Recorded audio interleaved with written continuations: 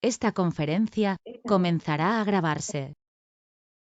Vamos a estudiar los actos administrativos, qué es un acto administrativo, su clasificación, cuáles son sus elementos, la motivación de los actos administrativos, su forma y, por último, la ejecución forzosa, así como los medios de ejecución forzosa que puede llevar a cabo la administración pública.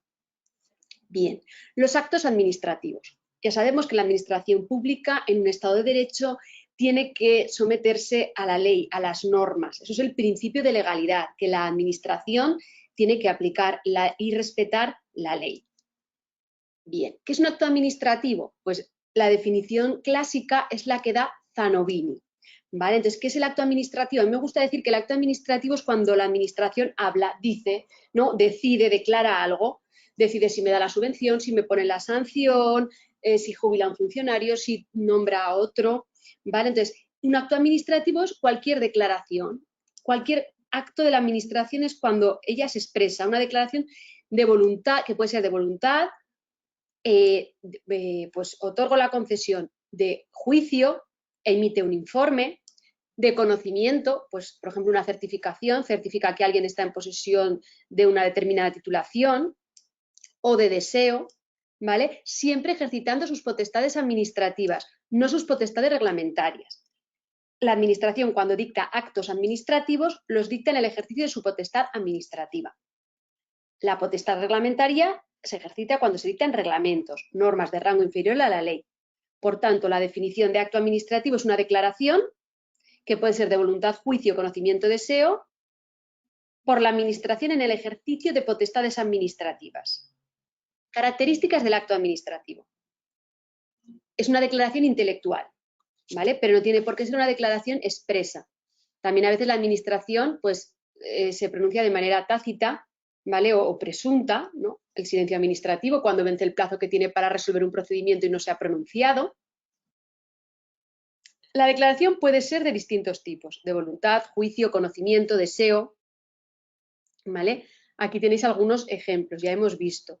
Un ejemplo de una declaración de deseo es una propuesta de un órgano. Por ejemplo, en un procedimiento sancionador hay un órgano instructor que hace una propuesta de resolución de la sanción que quiere imponer y luego hay otro órgano diferente al instructor que resuelve y dicta la resolución. Pues esa propuesta de resolución sería una declaración de deseo. Ya hemos puesto ejemplos de declaración de voluntad, juicio y conocimiento.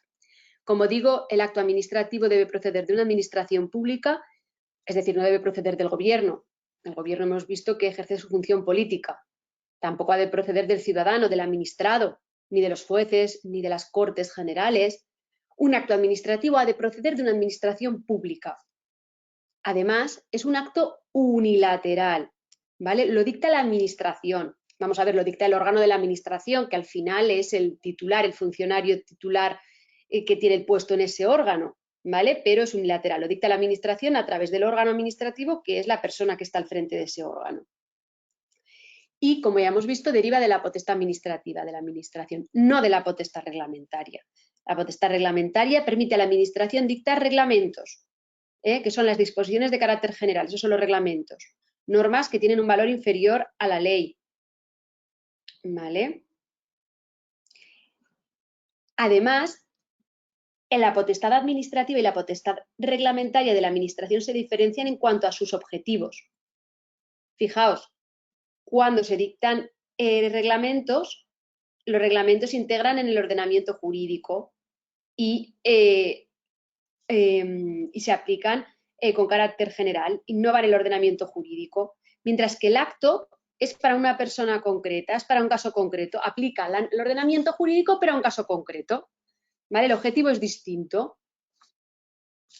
Veamos a continuación las clases de los actos administrativos, partiendo de que según a qué autor sigamos, pues procede distintas clasificaciones, pero estas son las principales.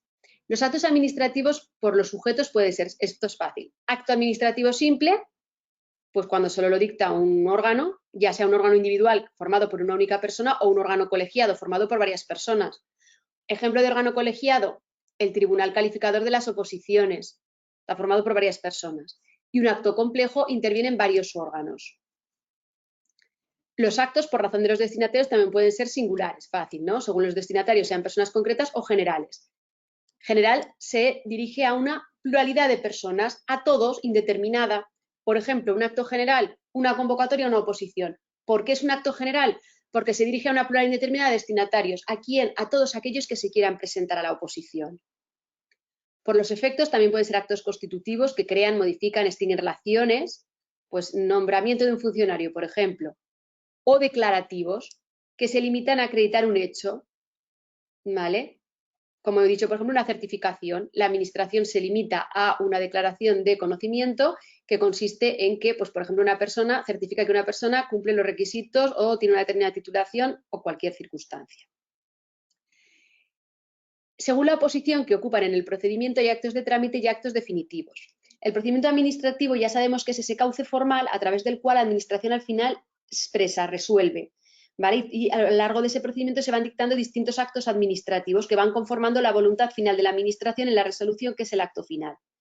Entonces, los actos pueden ser definitivos cuando ponen fin al procedimiento y se pueden recurrir. Es decir, si no estoy de acuerdo, lo puedo recurrir, ya sea ante la administración o en vía judicial, que serían las resoluciones. Y luego están los actos de trámite. En el procedimiento administrativo, mientras se conforma la voluntad de la administración, se van a dictar actos de trámite y el acto definitivo. Los actos de trámite se van produciendo en el seno del procedimiento, ¿vale? Por ejemplo, pues en un procedimiento sancionador, acto por el cual se admite la prueba al interesado, quiere probar que él no es el culpable. Otro acto de trámite, acto por el que se le da trámite de audiencia al interesado, es decir, se le da plazo para ser oído. Esos serían actos de trámite y ahí en cada uno de esos momentos la administración va dictando un acto administrativo, ¿vale? Acto de trámite. Bien. Luego, según se puedan recurrir o no en vía judicial, ¿vale? La vía jurisdiccional es la vía judicial, que al ser actos administrativos son de la jurisdicción contencioso administrativo. En el ámbito judicial tenemos la jurisdicción civil, penal, social, pues según se puedan recurrir o no en la vía contencioso administrativa judicial, los actos son impugnables o no impugnables. Lo dice el propio nombre, ¿no? Impugnables se pueden recurrir en la vía judicial. Si yo no estoy de acuerdo con ese acto, puedo irme a los juzgados y tribunales, puedo recurrirlo en vía judicial, ¿vale? Para ello hay que agotar la vía administrativa. ¿Qué quiere decir esto? Que la administración tiene el privilegio de que cuando dicta actos administrativos, en muchos de ellos, si yo no estoy de acuerdo y quiero ir contra ese acto, antes de ir ante los juzgados y tribunales a demandar a la administración, tengo que recurrir ante ella misma, presentando un recurso administrativo, que puede ser un recurso de alzada, un recurso de reposición. Entonces, una vez que yo ya he presentado ese recurso administrativo, la administración me contesta o no, se entiende que se agota la vía administrativa, se ha puesto fin a la vía administrativa y entonces es cuando me puedo ir a la vía judicial. Si no, se va a entender que no he agotado la vía administrativa. Esos actos que agota la vía administrativa, es decir, que ya se han recurrido ante la administración, ya le he dado oportunidad a la administración antes de demandarla para que se pronuncie, esos son impugnables. Impugnable es recurrible. ¿Vale? Entonces, ¿pero qué actos ponen fin a la vía administrativa? Pues los definitivos, es decir, aquellos que ya no caben, las resoluciones, y luego los actos de trámite. Los actos de trámite en general no ponen fin a la vía administrativa. Solo ponen fin a la vía administrativa los actos de trámite, digamos, más importantes. ¿Y cuáles son estos? Pues los 4 que tenéis aquí. Los que deciden directa o indirectamente el fondo del asunto, los actos de trámite que determinan la imposibilidad de continuar el procedimiento, los actos de trámite que producen indefensión y los actos de trámite que producen un perjuicio irreparable a derechos o intereses legítimos. Estos actos de trámite sí que ponen fin a la vía administrativa y, por tanto, son impugnables, recurribles en vía judicial o vía contencioso-administrativa. Bien, esto lo dice la Ley 2998, que es la que regula la vía judicial contencioso-administrativa. Si nos vamos a la Ley 39/2015, dice que pone fin a la vía administrativa las resoluciones del recurso de alzada. Yo no estoy conforme con un acto, cabe recurso administrativo y recurso de alzada, la administración resuelve el recurso de alzada que he presentado, esa resolución pone fin a la vía administrativa, puede ir a vía judicial.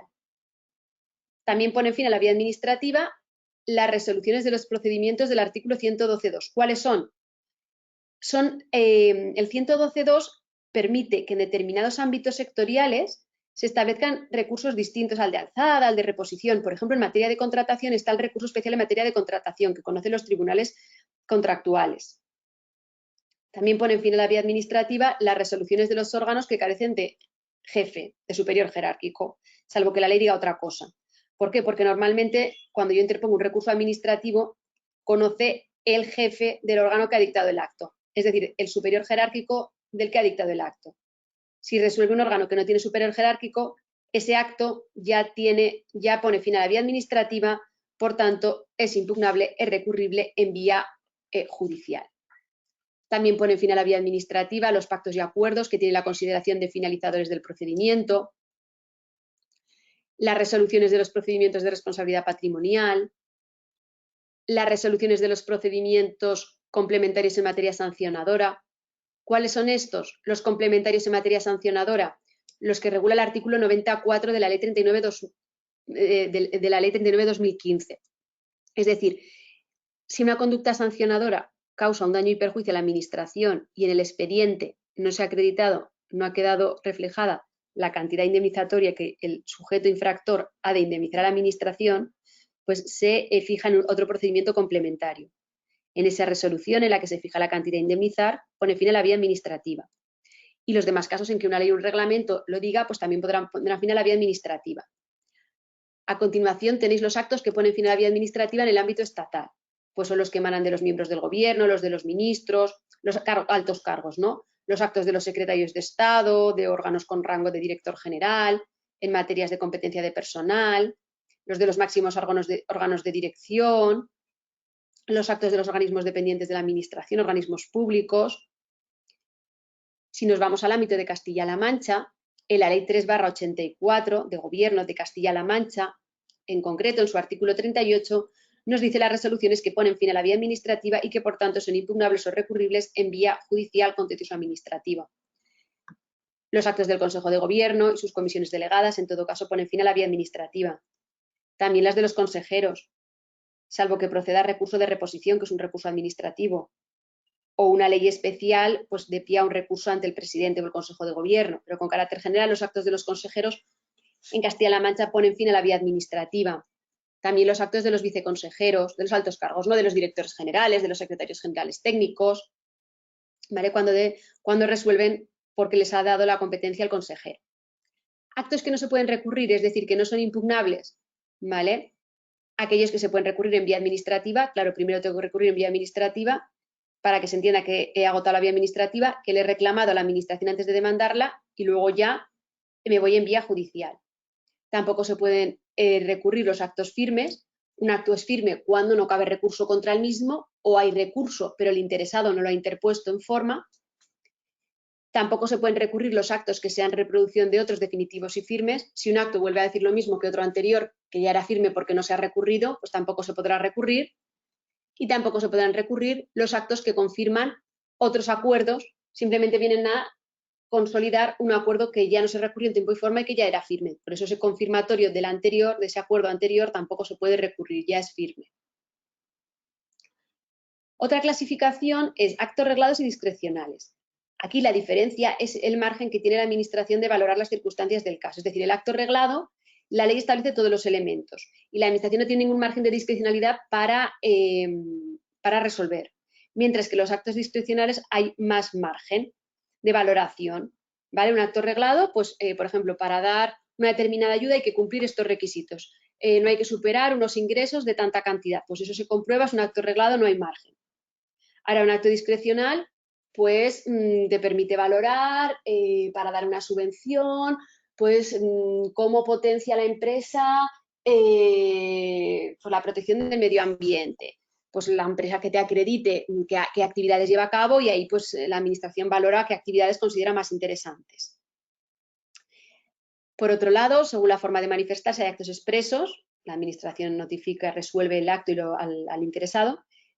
Presuntos, cuando vence el plazo que la administración tiene para resolver y no ha resuelto, opera el silencio administrativo, sería un acto presunto. Ya sabemos que puede ser positivo o negativo, se nos entiende otorgado o denegado lo solicitado, según el procedimiento de que se trate, si se ha iniciado de oficio, instancia de parte, según la materia. Acto presunto, la administración no ha resuelto, opera el silencio Y también hay una tercera clasificación, los actos tácitos. Aquí no hay resolución tampoco, pero de la actuación de la administración por actos que ha llevado a cabo sí que podemos deducir cuál es el sentido de la resolución. Actos firmes y no firmes. El acto firme ha pasado el plazo para recurrir y el interesado no lo ha recurrido, ya es firme, o lo acepta expresamente. Antes de que venza el plazo dice estoy conforme. Actos no firmes tienen plazo para recurrir, no ha transcurrido y puedo recurrirlo. Otras clasificaciones, según crean, modifican o extinguen una situación, pues pueden ser de concesión o de certificación. Cuando constatan un hecho, ya hemos visto una certificación. También están los favorables o de gravamen. Favorables otorgan un derecho, me dan una subvención. Acto administrativo porque se resuelve concederme una subvención. De gravamen, me afectan en mis derechos, me los limitan. Por ejemplo, me ponen una sanción. ¿Vale? Serían favorables o desfavorables o de gravamen. Estimatorios o desestimatorios, según me concedan o denieguen lo que he solicitado. Vamos a ver los elementos del acto administrativo. Elemento subjetivo, objetivo, causal y teleológico. En primer lugar, el elemento subjetivo del acto administrativo. Es muy importante que los actos administrativos los dicte el órgano competente dentro de la administración. Cada órgano tiene unas competencias, ¿vale? Entonces es importante que el acto lo dicte el órgano que sea competente por razón del territorio, de la materia y de la jerarquía, ¿vale? Que tenga competencias en ese territorio, en esas materias, en ese ámbito competencial y que corresponda a él y no a su inferior o a su superior jerárquico. Entonces, elemento subjetivo es el órgano de la administración del que emana el acto, el sujeto, ¿vale? ¿Pero qué son los órganos de las administraciones públicas? Pues son aquellas unidades, no al frente hay un titular, ya he dicho que es el funcionario, que sus actuaciones, sus resoluciones, o bien tienen efectos frente a terceros, o su actuación es obligatoria. ¿Vale? Entonces tenemos los órganos y dentro de estos las unidades administrativas, configuran los órganos. ¿Vale? Entonces, ¿cómo se organiza la administración? Si la administración quiere crear un órgano nuevo, ¿qué requisitos debe cumplir la creación de un nuevo órgano? Los tenéis aquí. Cuando la administración crea un nuevo órgano, debe decir cómo se va a integrar ese órgano en la administración, es decir, de qué va a depender, quién va a ser su jefe. Ese órgano, ¿qué funciones va a tener? ¿Con qué dinero va a funcionar? Es importante que no se pueden crear órganos que reiteren funciones que ya estén realizando otros que ya existen. Por eso la ley dice que no se pueden crear nuevos órganos con funciones que tienen otros órganos ya existentes si a la vez no limitamos las competencias de los ya existentes. ¿Vale? Entonces, para crear un nuevo órgano, la ley exige que previamente la administración compruebe que no hay otro órgano que está realizando esa función en el mismo territorio, para evitar duplicidades, que no haya dos órganos administrativos, es decir, que haya eficiencia, eficacia. Órganos colegiados.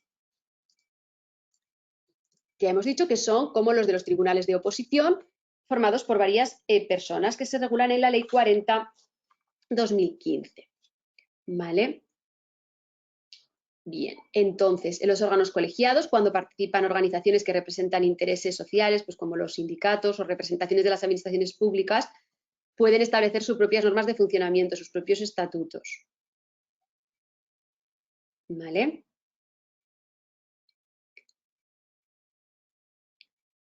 Vale, entonces, el acuerdo por el que se crean los órganos colegiados, que dictan resoluciones que afecten a terceros, que produzcan efectos jurídicos, hay que publicarlos en el boletín o diario oficial de la administración en la que se integran esos órganos.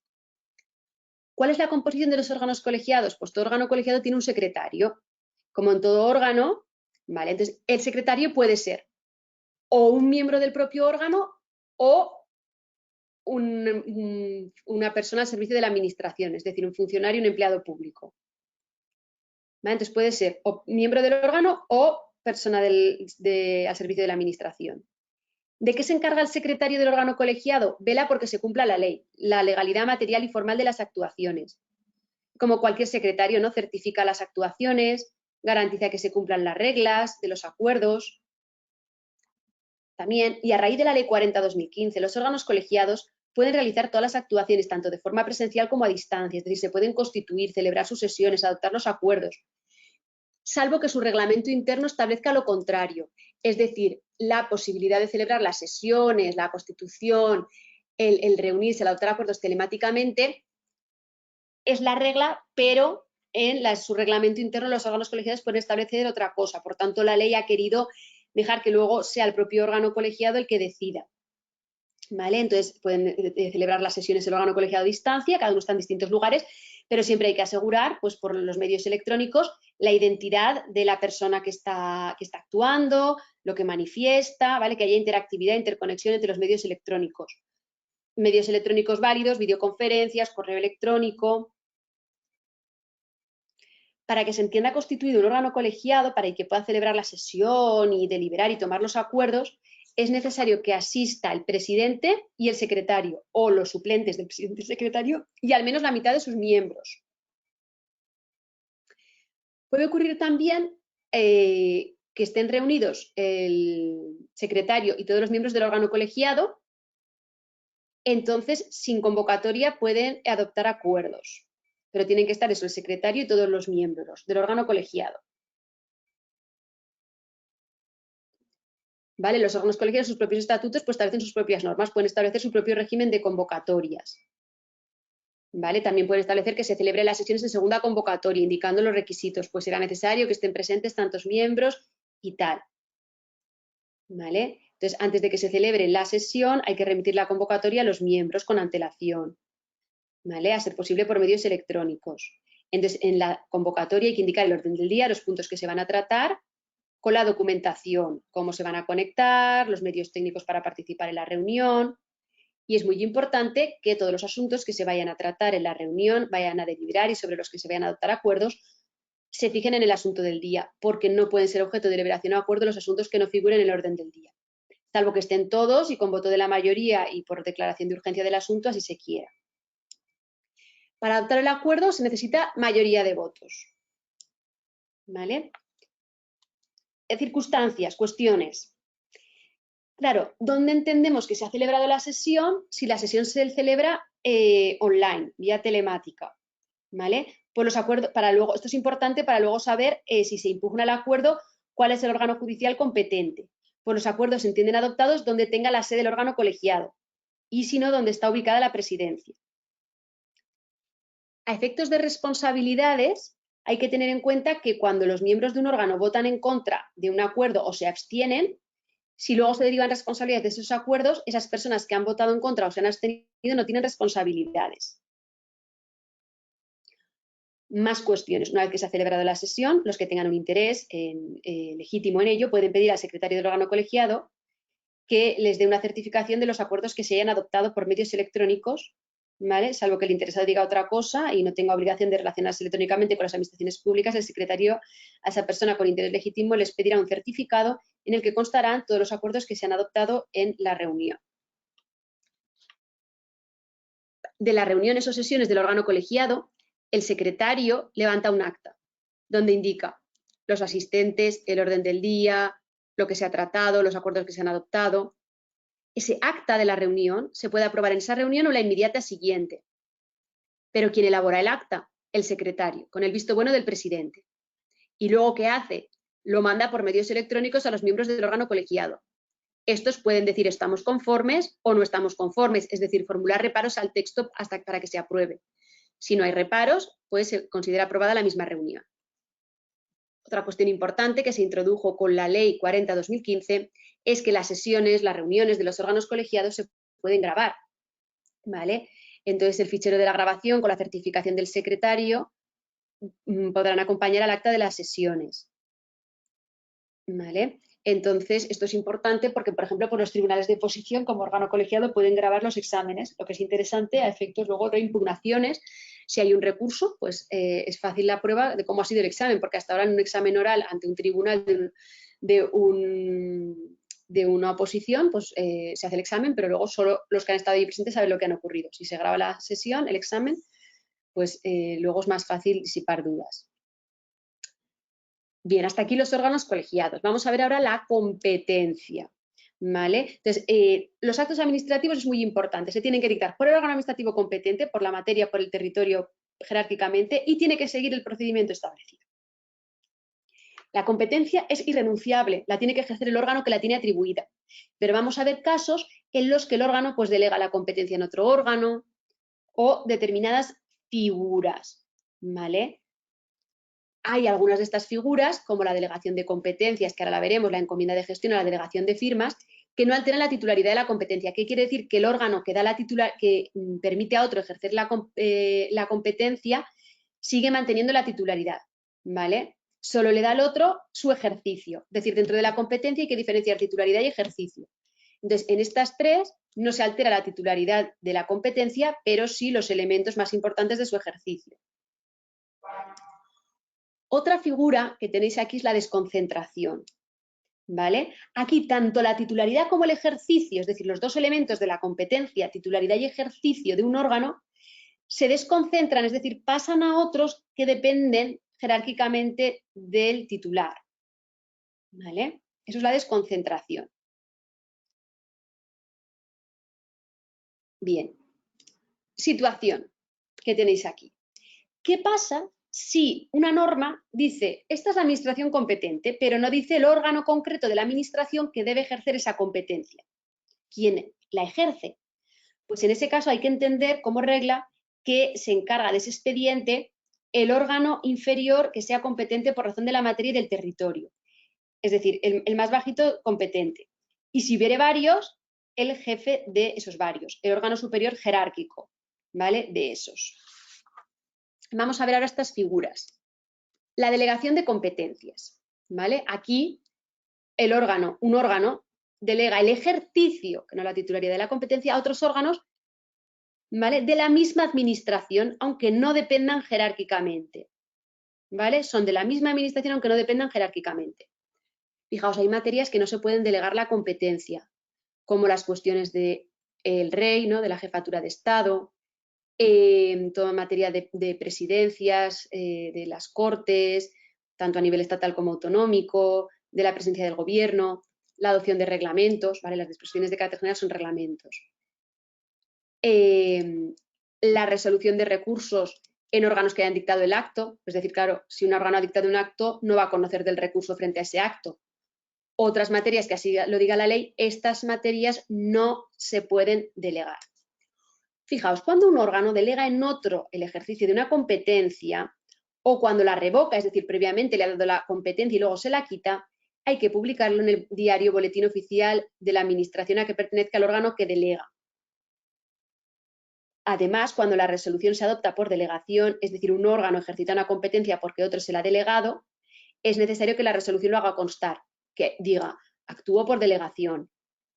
Y la resolución, como la titularidad de la competencia la sigue teniendo el órgano delegante, se entiende dictada por el órgano delegante. Otra cuestión es que no cabe la delegación de la delegación, que es lo que tenéis aquí, salvo que expresamente lo autorice una ley, no podrán delegarse las competencias que se ejerzan por delegación, es decir, no cabe la delegación de la delegación. Otro supuesto específico lo tenéis aquí. ¿Qué pasa si en un procedimiento hay que emitir un informe preceptivamente, es decir, de manera obligatoria? ¿Se puede delegar la competencia para resolver ese procedimiento? Sí, ¿vale? Pero una vez que se ha emitido el informe o dictamen. ¿Vale? Hemos visto que se delega la competencia, en cualquier momento se puede revocar y habrá que publicarse. Cuando se delega una competencia se dicta un acuerdo de delegación, ¿vale?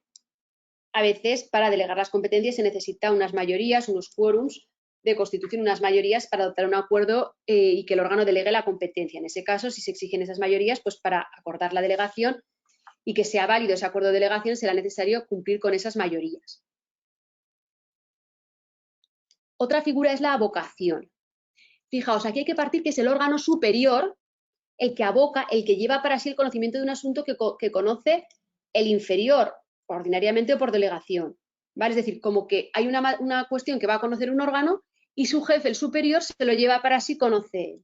¿Cuándo se da? Pues cuando se dan circunstancias de índole técnica, económica, social, jurídica, territorial, lo hagan conveniente. Pues que sean cuestiones muy importantes, a lo mejor por razones económicas. ¿Vale? Fijaos, si estamos ante una delegación de competencias en órganos que no dependen jerárquicamente, la avocación solo se puede hacer por el órgano delegante. También es importante saber que la avocación se hace igual que la delegación por un acuerdo, ¿vale?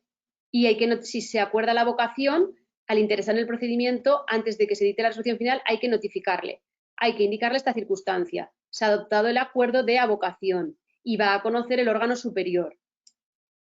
¿Qué pasa si no estoy de acuerdo, si soy interesada en ese procedimiento y no estoy de acuerdo con el acuerdo de avocación? Pues que no lo puedo recurrir.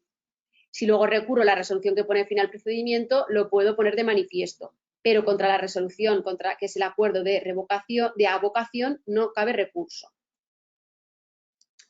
Otra figura son las encomiendas de gestión. Bien, esto es cuando ¿vale? Un órgano de una administración, pues porque no tiene los medios o porque considera que otra administración lo podrá hacer de manera más eficaz, ¿vale? Lo tenéis aquí, por razones de eficacia o cuando no se posean los medios, pues encarga a otro órgano de la misma o distinta administración una actividad, ¿vale? De carácter material o técnico. Pues hay que hacer unas obras en una carretera y no tengo las máquinas, ¿vale? Pues lo encargo a otro órgano de otra administración. Limitación. El objeto de la encomienda no puede ser una prestación propia de los contratos, porque entonces se regiría por la Ley de Contratos del Sector Público y no por las leyes administrativas. ¿En la encomienda de gestión se cede la titularidad de la competencia? No. ¿De los elementos más importantes de su ejercicio? No. Es el órgano encomendante el responsable y dicta todos los actos que dan soporte a la actividad de encomienda, es decir, conserva tanto la titularidad como los elementos sustantivos del ejercicio, de la competencia el encomendante. ¿Cómo se formalizan las encomiendas? Pues fijaos, hay que diferenciar si la encomienda se realiza entre órganos de la misma o de distinta administración. Si es de la misma administración, se hace por acuerdo expreso. Bueno, primero hay que estar lo que diga su normativa y si no por acuerdo expreso de encomienda. En todo caso, el acuerdo, su resolución hay que publicarlo en la administración del órgano encomendante. ¿Vale? Luego cada administración pues, puede regular el contenido de esos acuerdos de encomienda. Pues las actividades, el plazo de vigencia, naturaleza, lo que debe constar. Ahora bien, si la encomienda se realiza entre órganos de distintas administraciones públicas, para encomendar la realización de una actividad por razones de eficacia o por carencia de medios, hay que firmar un convenio, ¿vale? Que se publicará también en la administración, en el boletín de la administración al que pertenezca el órgano encomendante. Excepción que sean gestión de servicios de comunidades autónomas por las diputaciones provinciales o los cabildos o consejos insulares. En ese caso nos tenemos que ir a la normativa de régimen local, de las entidades locales. Delegación de firma. Fijaos, esto es simplemente que un órgano le permite a otro echar el garabato. Es algo formal. ¿Vale? Una persona delega la firma de sus resoluciones en el titular de otro órgano. Hay que respetar los límites de la delegación, las materias en las que no cabe la delegación de firma.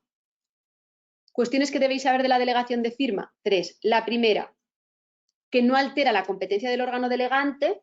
¿Vale? Esto es conveniente hacerse un esquemita de cada una de estas figuras para saber si altera la titularidad, si altera el ejercicio, ¿vale?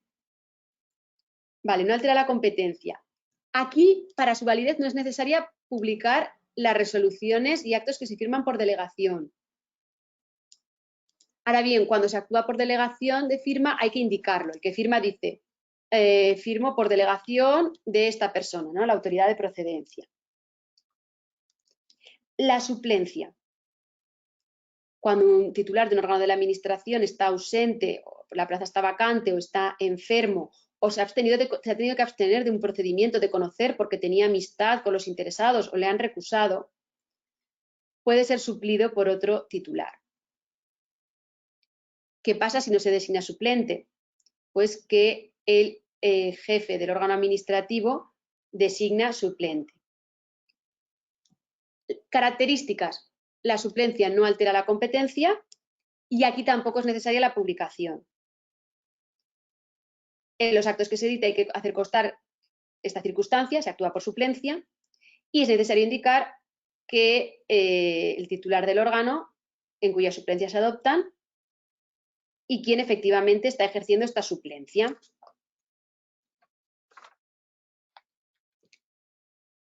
Más cuestiones. Decisiones sobre competencia. Si a un órgano administrativo le llega una cuestión y entiende que no es el competente para resolver, lo debe notificar al interesado. Me has presentado esta solicitud y yo no soy el competente.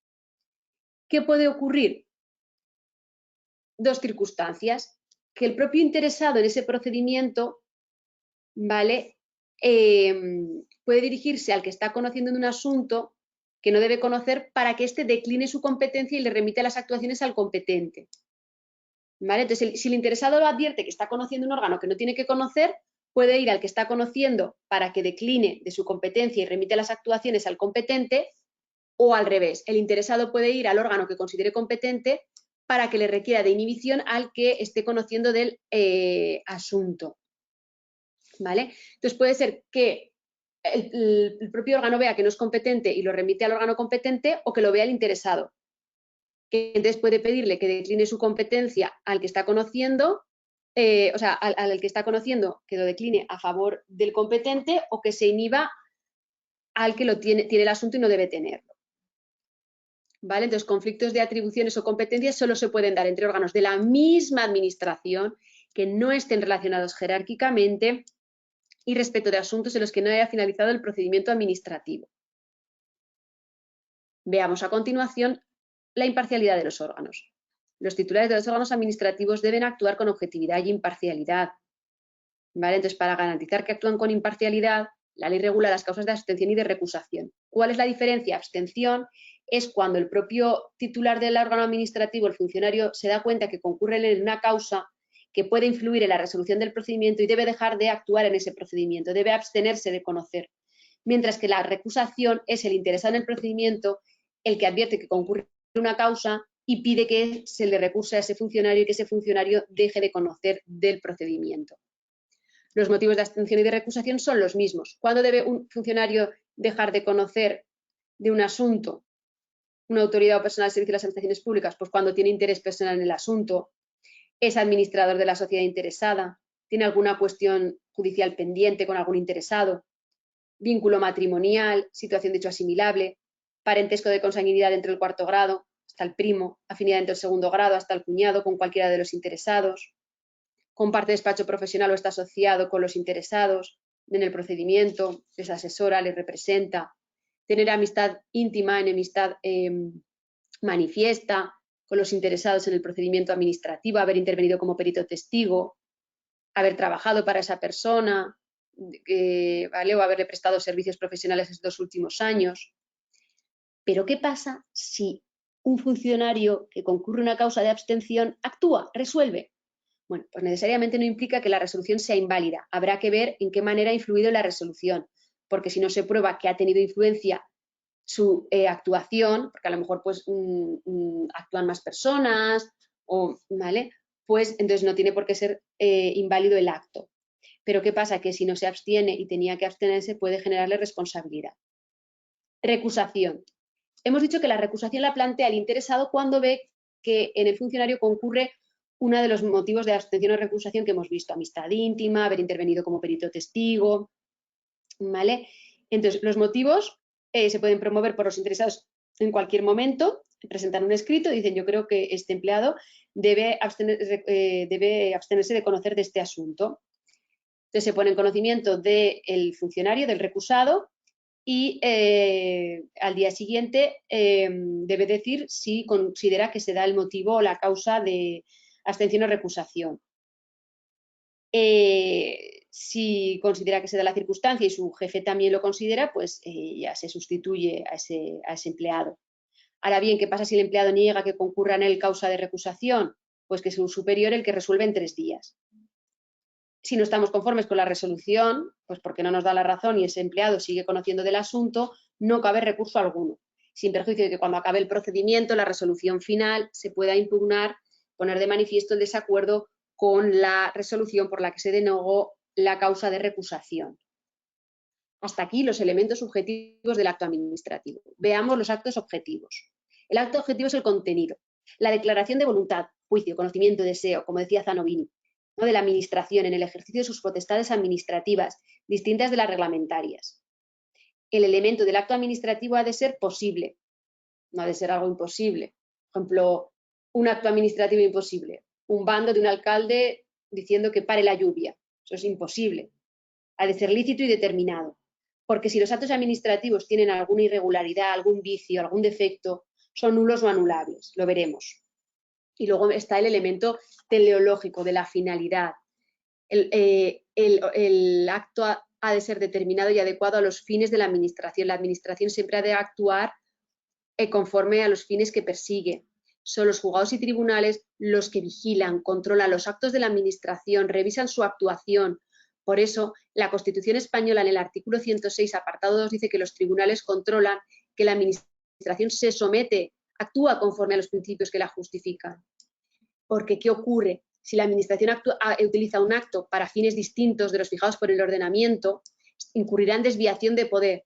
Es decir, desviación de poder, ejercicio de potestades para fines distintos de los fijados por el ordenamiento jurídico. Por ejemplo, dicté un acto por el que se crean plazas de veterinario en una localidad y luego las amplío para colocar a mis amigos. Eso es desviación de poder. No persigo los fines de tener unas plazas adecuadas al número de habitantes, sino que busco más plazas para favorecer a mis amigos. Luego está el elemento causal, el porqué del acto, la justificación, y el elemento formal. Ya lo vimos, ha de ser por escrito, por medios electrónicos, pero salvo que se exija otra forma de expresión y constancia. Esto hace referencia a los actos dictados de forma verbal, como por ejemplo un acto administrativo oral, un policía que da órdenes del sentido de circulación o que disuelve una manifestación ilícita. Esos serían actos administrativos verbales. Esos actos verbales, orales, que su expresión y constancia es oral o verbal, ¿vale? Entonces, la constancia escrita luego se pasan a forma escrita. La constancia escrita del acto verbal, cuando es necesaria, la hace el órgano inferior o funcionario que la reciba oralmente. ¿Vale? Cuando son resoluciones, el titular de la competencia tiene que llevar un listado, una relación de todos los actos que ha dictado de forma verbal. Vale. Y otra cuestión. Si hay que dictar varios actos administrativos de la misma naturaleza, por ejemplo, estos son ejemplos, ¿vale? Varias licencias, varios nombramientos de funcionarios, varias concesiones para explotar una autopista, ¿vale? Se puede dictar un único acto administrativo, ¿vale? Luego ya se individualizan las circunstancias de cada persona, su nombramiento, su DNI y tal, pero se puede hacer en un único acto e incluir actos de la misma naturaleza. Los requisitos del acto administrativo son, algunos los hemos visto, producción y contenido, motivación y forma. Producción y contenido, lo he dicho. Los actos han de dictarse, súper importante, por el órgano competente y ajustándose al procedimiento que la ley establece. La motivación de los actos. La motivación es razonar, justificar, explicar por qué decido dar la subvención, por qué decido denegarla. Vale. En general, todos los actos han de motivarse. En toda resolución, la administración debe decir los razonamientos que han llevado a su decisión. ¿Vale? Pero es verdad que la ley 39 establece un listado de supuestos que han de motivarse, pero como digo, todos los actos han de motivarse. La motivación, ¿cómo ha de ser? Breve, sucinta, ¿vale? Con referencia a hechos y fundamentos de derecho. ¿Qué actos han de motivarse? Los que limitan derechos, intereses. Los que resuelven procedimientos de revisión de oficio. La propia administración revisa un acto que puede estar viciado. Los recursos administrativos también han de motivarse. Procedimientos de arbitraje, resoluciones que determinen la inadmisión, los actos que se separen de criterios anteriores o de lo que dicen los órganos consultivos, el acuerdo por el que suspende la eficacia de un acto, cuando se adoptan medidas provisionales, los acuerdos de ampliación de plazos, de tramitación de urgencia, de actuaciones complementarias, cuando se rechazan las pruebas que proponen un procedimiento el interesado, la imposibilidad de continuar el procedimiento por causas sobrevenidas, cuando se acuerda apartarse del procedimiento la administración y los procedimientos que ella misma ha iniciado de oficio, las propuestas de resolución en los procedimientos sancionadores, las resoluciones de los procedimientos sancionadores y de los procedimientos de responsabilidad patrimonial, los actos discrecionales, ¿vale? Los demás que digan la ley o el reglamento. También hay que motivar las resoluciones que ponen fin a los procedimientos selectivos, a las oposiciones, ¿vale? Según lo que diga la convocatoria. En la resolución hay que acreditar el fundamento, por qué estos han aprobado, por qué estos han suspendido, cuál ha sido la nota. ¿Vale? Bien. eso es la motivación. Vamos a ver la eficacia, los efectos del acto. Una cosa es la eficacia, que el acto produce efectos, y otra cosa es la validez, que está bien dictado, que no tiene un vicio, un defecto que hace que no sea válido. Ahora vamos a ver la eficacia, los efectos del acto administrativo. Fijaos, un privilegio que tiene la administración es que sus actos en principio se presumen válidos. Es una presunción juris tantum, es decir, se puede probar lo contrario, una presunción débil, pero en principio sus actos se presumen válidos. Es el interesado el que tiene que probar que eso no es correcto. Por eso los actos de la administración, y esto grabároslo a fuego, se presumen válidos y producen efectos desde la fecha en que se dicten, salvo que en ellos se disponga otra cosa. Ahora bien, hay supuestos de eficacia demorada y de eficacia retroactiva. Eficacia demorada a un momento posterior, pues cuando el propio contenido del acto lo exija, cuando haya que notificar o publicar el acto. Esto ocurrirá siempre. Para que produzca efectos, o hay que notificar al interesado o hay que publicar el acto cuando sean varios, o en los casos que ahora veremos. Siempre para que produzca efectos el acto está supeditado a que se notifique y publique, o se necesite la aprobación del superior. Eso, la eficacia queda postergada, demorada a un momento posterior. Pero la eficacia también puede ser retroactiva, es decir, que el acto produzca efectos a un momento anterior al que se dictó. Cuando un acto se haya anulado y se dicte otro en sustitución. Ese sustituido produce efectos desde la fecha que se dictó el anulado. ¿Vale? Y otro supuesto de eficacia retroactiva es que sea favorable para el interesado y el hecho ya existiere a la fecha en que se retrotraiga la eficacia del acto. Es decir, la administración se ha equivocado, luego dicta otro acto y le concede una cosa al interesado. Pero él ya reunía los requisitos en un momento anterior y el acto le era favorable. Pues entonces el acto tiene efectos retroactivos desde el momento en que lo solicitó en primer lugar, porque ya concurrían los supuestos de hecho. También es fundamental en este caso que no afecte a derechos de terceros para la eficacia retroactiva del acto. Notificación y publicación. ¿Vale? Estos son los medios por los que la administración pone en conocimiento del interesado el acto administrativo. Y es básico para que el acto produzca efectos. Ya hemos visto que la eficacia se produce con la notificación o publicación. Entonces, es simplemente la notificación o publicación es poner en conocimiento de el interesado, el que puede estar afectado por derechos o intereses en el procedimiento, de los actos administrativos. ¿Veis? Por eso dice la notificación. Dice, el órgano que dicta la resolución de los actos los notifica a los interesados. ¿A qué interesados? Aquellos cuyos derechos o intereses estén afectados. ¿Cuándo debe hacer la notificación? Pues desde que se dicta el acto, la administración en 10 días debe notificar a los interesados. En la notificación tiene que tener todo lo que es el texto de la resolución y hay que indicarle al interesado si pone fin o no a la vía administrativa, qué recursos tiene, vía administrativa o judicial, ante qué órgano de poner el recurso y en qué plazo. Hay que informarle de todo. Supuestos. ¿Qué pasa si una notificación tiene el texto íntegro, ¿vale? El primero de los requisitos, pero omite alguno de los demás requisitos? Pues no dice qué recursos caben, en qué plazo. Pues que la notificación produce efectos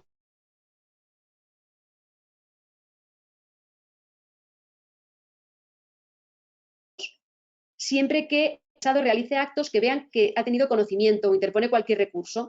Es decir, que no habrá que la notificación solo tenga el texto íntegro y no el resto de requisitos cuando el interesado pues ya mismo pone el recurso o realiza actuaciones que hacen suponer que tiene conocimiento de lo que se ha dictado. Vale. Para entender que la administración ha notificado dentro del plazo y ha cumplido el plazo que tiene para dictar la resolución y notificar, ¿vale? Es suficiente que tenga la notificación el texto íntegro, ¿vale? Y que se acredite que se ha notificado, ¿vale? Con que cumpla este requisito de texto íntegro ya podemos entender que la administración ha cumplido en el plazo de notificar y de dictar y notificar la resolución. Vale. ¿Qué pasa? Que en aquellos procedimientos que afectan a una pluralidad de personas, las resoluciones y los actos, y contienen datos de otras personas, pues las administraciones pueden adoptar medidas para proteger los datos personales. Pues eso, normalmente mediante la disociación, ¿no? Que es borrando pues, datos personales de otras personas. Bien, ¿cómo se practican las notificaciones? Ahora se establece que la regla general es por medios electrónicos y en todo caso para los obligados a recibirlo. Recordad que vimos los obligados a relacionarse electrónicamente con las administraciones públicas, que eran las personas jurídicas, aquellos que pertenecían a una profesión de obligada colegiación, los funcionarios en el ejercicio de sus funciones, ¿vale? Entonces, eso se tienen que relacionar por medios electrónicos y las notificaciones también se les van a hacer por medios electrónicos. Notificaciones por medios no electrónicos. 1. Cuando el interesado va a una oficina de la administración, espontáneamente aparece y pide que se le notifique el acto. O para asegurar la eficacia de la notificación sea necesaria la entrega directa del acto por el empleado público. Para que se entiendan válidas las notificaciones, lo fundamental es que quede constancia, se ha acreditado que se ha enviado al interesado la notificación, o si es electrónica, que ha accedido a su contenido, en qué fecha, en qué hora, quién lo ha remitido, quién lo ha recibido. Si la notificación es en papel, con el acuse de recibo, el papel rosita de correos, queda identificado a qué fecha, a qué hora se ha notificado el acto. Por vía electrónica se genera también un documento en el que consta estas circunstancias, que hay que incorporar al expediente. En cualquier momento, una persona que ha decidido relacionarse electrónicamente con la administración puede decir no relacionarse o al revés. En cualquier momento se está relacionando en papel, se puede relacionar electrónicamente. ¿Vale? Pues también puede en cualquier momento decirle a la administración, las notificaciones házmelas electrónicamente, no me las hagas electrónicamente, siempre que sean sujetos que no estén obligados a relacionarse electrónicamente con las administraciones públicas. Bien. Luego ya sabemos también que reglamentariamente se puede establecer la obligación de personas que, aunque la ley no establece que tienen que relacionarse electrónicamente con la administración pública, las administraciones vean pues, que van a tener acceso a los medios electrónicos necesarios, que tienen capacidad. Los avisos. Los interesados pueden dar a la administración un correo electrónico o un móvil para que le avisen, da igual si la notificación se va a hacer electrónicamente o en papel. Lo que hacen con el aviso es que le mandan un mensajito informándole de que la notificación pues, está en la sede electrónica, la dirección electrónica.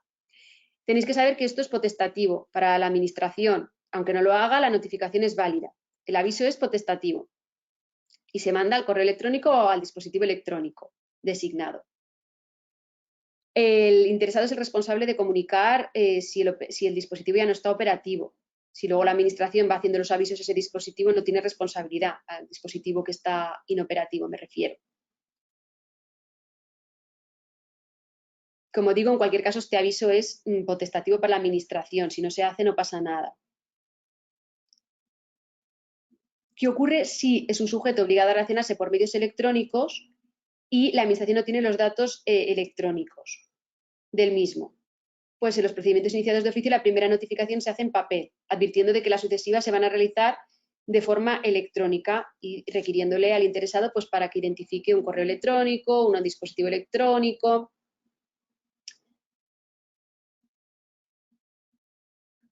Prohibición de notificaciones electrónicas. Dos supuestos. Elementos que no sean susceptibles de convertirse en formato de pago, en formato electrónico, y medios de pago, por ejemplo, los cheques. Notificación en los procedimientos a solicitud de interesado. ¿Dónde hay que notificarle al interesado? En el medio que ha señalado, en papel, por vía electrónica. Ahora bien, si está obligado a relacionarse electrónicamente, será por vía electrónica. Si no es posible hacer la notificación en el lugar que ha señalado el interesado, se hará en cualquier lugar.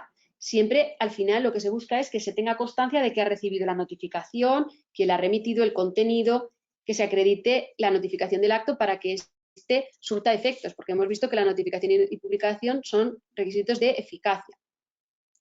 Notificación en los procedimientos iniciados de oficio.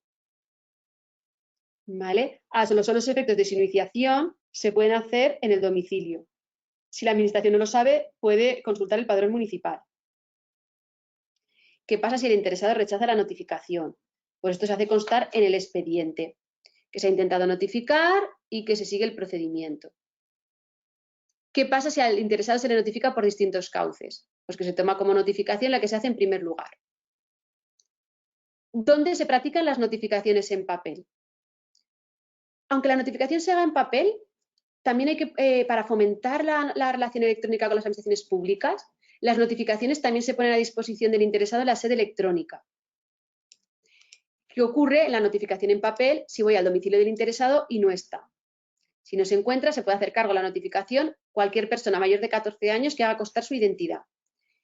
¿Qué pasa si nadie se hace cargo de la notificación? Pues hace constar esta circunstancia, vía y hora en la que se ha intentado notificar, y hay que hacer un segundo intento de notificación, una sola vez en los 3 días siguientes. Si el primer intento se hizo antes de las 15 horas, el segundo intento se hace después de las 15 horas, y con un margen de diferencia de 3 horas entre primero y segundo intento.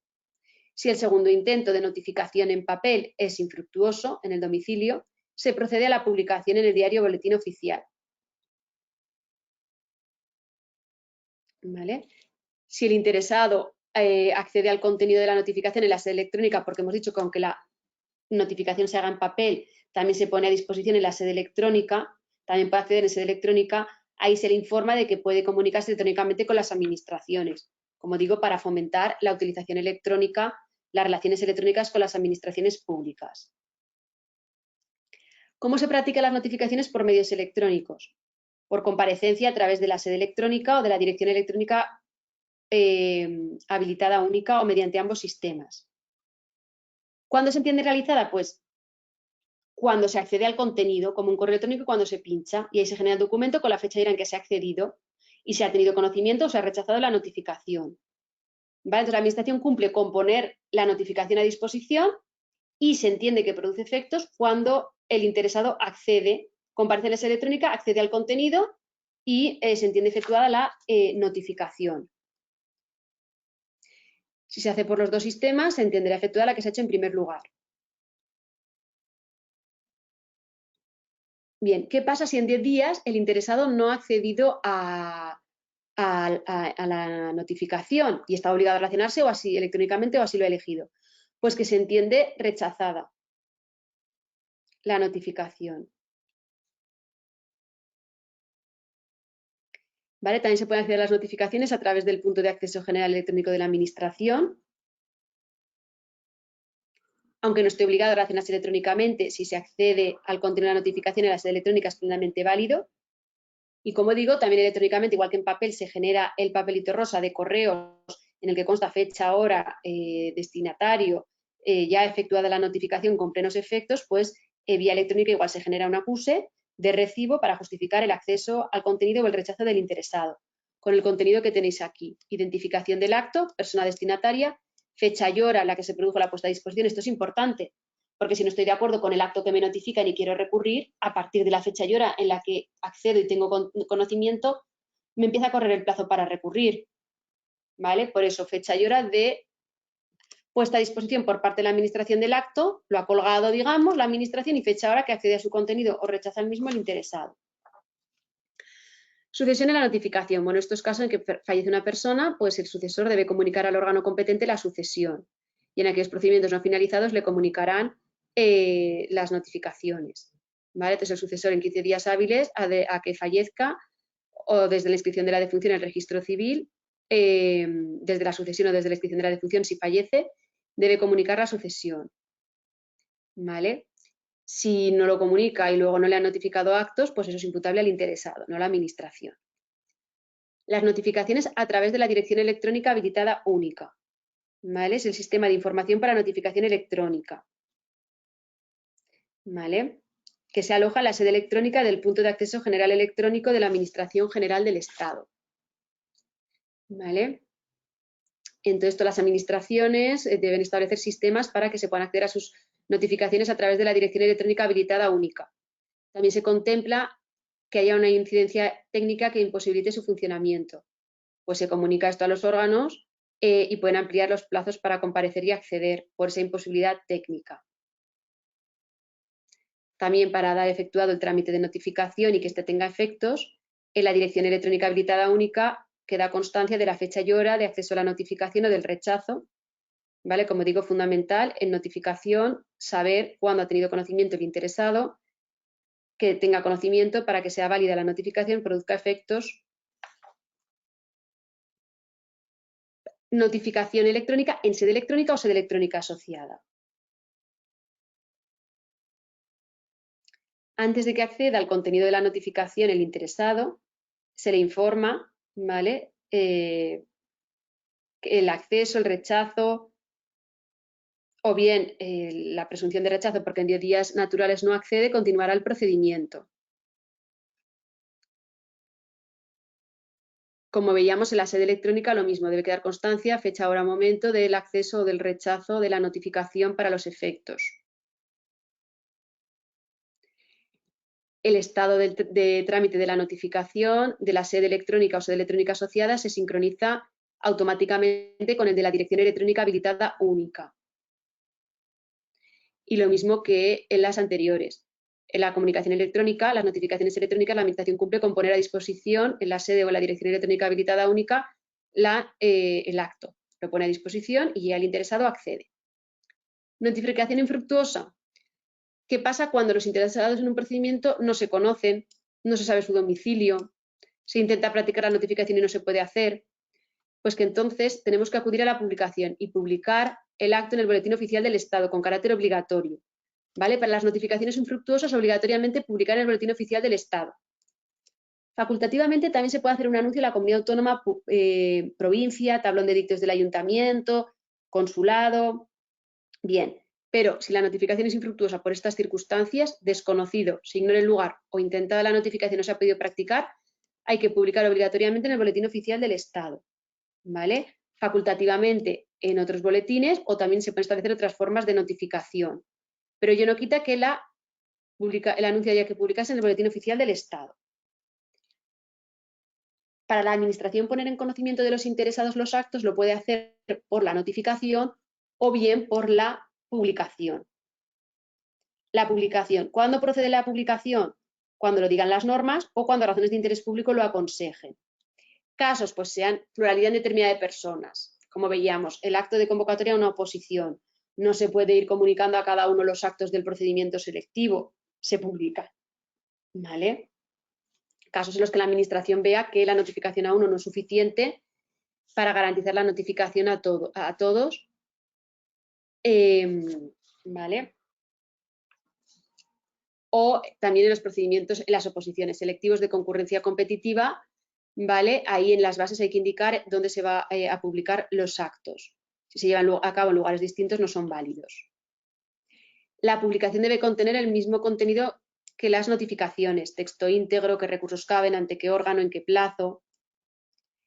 Si son publicaciones que tienen elementos comunes, varios interesados, se puede publicar lo que sea coincidente de forma conjunta y luego especificar lo que sea individual de cada uno de ellos. Hay cuestiones que serán comunes para todos, en los procedimientos selectivos, por ejemplo, otras no.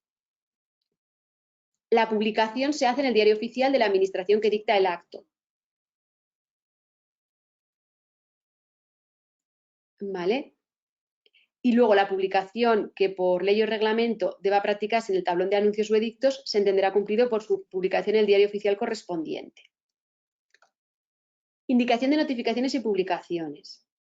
Si el órgano ve que va a publicar un acto y va a afectar a los derechos de los interesados, pues por protección de datos personales, lo que hace es una indicación. Lo que publica en el diario es una indicación del acto y indica el lugar donde los interesados pueden comparecer en un plazo para conocer el acto y que conste que han conocido el acto. ¿Vale? Acordaros que las indicaciones, es decir, es una indicación somera de lo que es el acto, no se dan más datos por protección de datos y se le indica al interesado dónde puede acudir para conocer el contenido del acto. ¿Vale? Luego se pueden establecer otras formas complementarias de notificación, pero no excluyen publicar en el diario oficial. Hasta aquí los efectos. El acto produce efectos con la notificación, publicación. Ahora vamos a ver nulidad y anulabilidad. Estos son defectos, vicios en el acto que hacen que sea inválido. ¿Vale? Entonces, hay actos nulos de pleno derecho, anulables, y luego hay irregularidades no invalidantes, menos graves. De más a menos grave, producen unos efectos u otros. Claro, los actos nulos, por ejemplo, un acto nulo, uno que vulnera derechos fundamentales, pues no tienen nunca efectos, a diferencia de los anulables. ¿Vale? Aunque hay que tener en cuenta que los actos de las administraciones públicas se presumen válidos. ¿Vale? Un acto nulo no se puede corregir, subsanar, mientras que un acto anulable se puede corregir, subsanar, es menos grave. Un acto anulable, por ejemplo, pues se ha dictado un acto por un órgano que no era jerárquicamente competente. Pues lo dicta el jerárquicamente competente y se convalida. Se puede subsanar. Los efectos de la nulidad se producen stunk, desde que se realiza el acto. Los de la anulación es nunc, nunca van para atrás, desde que se acuerda la anulación. La nulidad la puede pedir en cualquier momento cualquier interesado o de oficio la propia administración, mientras que la anulación solo la puede pedir quien tenga interés y dentro del plazo. Transcurrido el plazo, el acto queda sanado y produce efectos, mientras que el acto nulo es nulo y desaparece del mundo jurídico. Pero ¿cuáles son los actos nulos de pleno derecho? Aquellos que tienen los vicios más graves, por los que lesionan derechos y libertades, los que se dictan por órganos incompetentes, por la materia o por el territorio, porque ya hemos dicho que la incompetencia jerárquica es un vicio de anulabilidad. Los que tienen un contenido imposible, los que sean constitutivos de infracción penal, los que se dictan olvidando el procedimiento, ¿no? Prescinden del procedimiento totalmente, absolutamente, lo más grave. O las reglas de los órganos colegiados infringen, hemos visto cuáles eran los requisitos de los órganos colegiados, pues las reglas para adopción de acuerdos, por ejemplo, para la formación de su voluntad. También son nulos los actos cuando se adquieren derechos y se carecen de los requisitos para ellos. Por ejemplo, un acto por el que te nombran funcionario y no has superado la oposición, no tienes el requisito. ¿Vale? Entonces, también son nulas. Estos son actos nulos. Y también son nulos las disposiciones administrativas, ¿vale? Que vulneran la Constitución, las leyes, las que regulan materias que están reservadas a la ley. Claro, las materias reservadas a la ley se tienen que regular por ley, no por reglamento. O las que establecen la retroactividad de disposiciones no favorables o que limiten los derechos. ¿Vale? Entonces aquí tenéis la nulidad de las disposiciones administrativas. 1, que vulneren la Constitución, las leyes y otras disposiciones de rango superior. 2, las que regulen materias reservadas a la ley. Y 3, las que establezcan la retroactividad de disposiciones sancionadoras no favorables o restrictivas de derechos individuales. Actos anulables. ¿Vale? Por tanto, hay que tener en cuenta que la nulidad es algo excepcional, vicios más graves. La anulabilidad pues, son otras infracciones del ordenamiento jurídico, incluida la desviación de poder. ¿Vale? Pues aquellos actos que producen indefensión, requisitos formales, cuando la administración dicta sus actuaciones fuera de plazo. Por ejemplo, hemos dicho que tiene que notificar el acto en 10 días. Si lo hacen más días, pues en principio eso no sería anulable, solo cuando lo imponga la naturaleza del término o plazo. Sería una mera irregularidad. Lo tenéis aquí. ¿Vale? Lo que se conocerían como irregularidades no invalidantes. Son los demás supuestos de infracciones, ¿vale? Pero que aquí no tiene trascendencia para anularlas. ¿Vale? Vale, límites a la nulidad y anulabilidad. ¿Qué pasa? En un procedimiento administrativo hay una serie de actos. ¿Qué pasa si se declara la nulidad o anulabilidad de uno de ellos? No implica la de los sucesivos. Los demás se consideran válidos y son independientes. Otro caso, que dentro de un mismo acto haya partes que sean nulos o anulables. ¿Vale? Pues en principio, por el principio de conservación de los actos administrativos, hay que conservar aquellas partes del acto que sean válidas, salvo que la parte que sea errónea sea tan importante que vicie lo demás. Pero en principio hay que conservar las partes del acto válidos. Situaciones que se pueden producir. Conversión de actos viciados. Un acto que es nulo o anulable, pero tiene los requisitos de otro acto, puede producir los efectos de este. Por ejemplo, un acto que se nombra funcionario de carrera a uno que no ha superado la oposición se podría convertir en un acto por el que se le nombra funcionario interino. Conservación de actos y trámites. ¿Vale? Siempre hay que buscar la conservación de los actos y trámites que se hubieran mantenido igual de no haberse cometido la infracción, lo que hemos visto. Intentar mantener las partes de un acto o los actos sucesivos a otro nulo o anulable. Y por otro lado, la convalidación. Hemos visto que los actos anulables, a diferencia de los nulos, se pueden convalidar, corregir o subsanar. Producen efectos desde que se convalidan. ¿Vale? Ahí tenéis ejemplos. Y por último, la ejecución forzosa de los actos administrativos. Otro privilegio que tiene la administración es que puede ejecutar por sí sola los actos administrativos sin recurrir a la vía judicial. Pero para ello primero dictan una resolución porque van a limitar los derechos de los particulares y la notifican.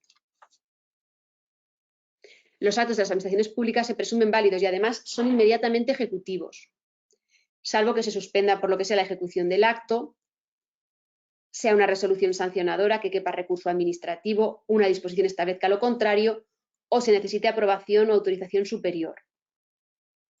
Si la resolución lleva una obligación de pago o una multa, se efectuará preferentemente por los medios que se indican, transferencia bancaria, tarjeta de débito, de crédito. Pero ¿cuáles son los medios de ejecución forzosa? ¿Vale? Entonces, las administraciones públicas pueden, como digo, por su privilegio de autotutela ejecutiva, ejecutar, llevar a puro y debido efecto sus actos. Por ejemplo, el desalojo de unos ocupas. Pueden proceder ellos mismos a desalojar a unos ocupas que están en un edificio de su propiedad, ¿vale? Salvo que la ley exija que intervenga un órgano judicial o proceda a la suspensión. Entonces, pueden utilizar estos medios que vamos a ver de ejecución forzosa siempre respetando el principio de proporcionalidad, es decir, utilizando el medio menos limitativo de los derechos de los interesados. Medios de ejecución forzosa. ¿Vale? Si son varios, elegir el que menos limite la libertad individual. Y si hay que entrar en el domicilio, hay que obtener el consentimiento del interesado o, si no, la autorización judicial. Primer medio de ejecución forzosa. El apremio sobre el patrimonio. Es cuando se debe una cantidad de dinero líquida, ¿vale? Entonces, pues se embarga el patrimonio. ¿Vale? Tiene que estar establecido por ley. Ejecución subsidiaria. El interesado tiene que hacer, el ciudadano tiene que hacer un acto y no lo está llevando a cabo. Si es un acto no personalísimo, por ejemplo, está obligado a derribar un edificio que está en un suelo no urbanizable. Lo puede derribar la propia administración por sí o contratar a alguien. Entonces lo hace a costa del obligado, ¿vale? Luego los daños, perjuicios, lo que ha costado la demolición del edificio en el ejemplo, correría a cargo del infractor, ¿vale? Entonces ejecución subsidiaria para actos que no son personalísimos y que los puede realizar alguien distinto del obligado. También está la multa coercitiva, cuando lo permitan las leyes, ¿vale? Le va imponiendo multas de dinero en el tiempo, se van repitiendo. ¿Para qué? Para conseguir que cumpla aquello a lo que se resiste. Por ejemplo, tiene que arrancar una persona unos viñedos que están ilegales y le pusieron una multa por viñedo ilegal. ¿Qué pasa? Que no cumple. Pues para coaccionarle a que cumpla se le van poniendo multas reiteradas en el tiempo, lo que son multas coercitivas. ¿En qué supuestos? Actos personalísimos en los que no proceda la compulsión sobre las personas o la administración considera que no es conveniente la compulsión y el obligado puede encargar la ejecución a otra persona. La multa coercitiva es independiente de las sanciones que por esa infracción se pueden poner, ¿vale? Son compatibles. Y el último medio de ejecución forzosa es la compulsión sobre las personas, ¿vale? Estos son obligaciones personalísimas de no hacer o soportar, ¿vale? Cuando la ley lo autorice, la administración puede proceder a la compulsión de las personas, ¿vale? Es decir, tiene una prestación personalísima de no hacer o soportar, compulsión sobre las personas, ¿vale? Si son obligaciones de hacer, personalísimas, y el obligado no realiza la prestación, debe resarcir los daños y perjuicios, ¿vale? Que luego se los reclaman en vía administrativa. Y hasta aquí el tema.